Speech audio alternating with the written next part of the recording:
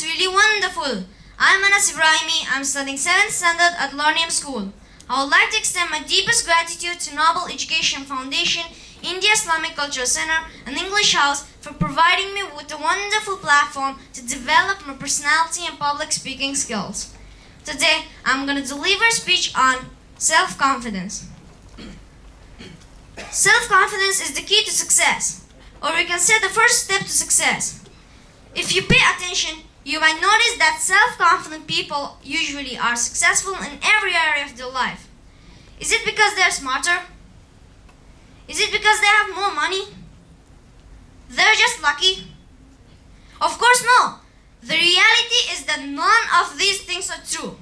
Self-confident people understand the impact of believing in themselves and relying on their abilities. This confidence ultimately creates opportunities for success, and with each new opportunity, another self-confidence building block is put into place. Success builds self-confidence with each new achievement. Self-confident people perceive themselves as able to achieve those things they set out to do, and this perception creates reality in their life. Yes, perception creates reality in their life. You can be the person you want to be.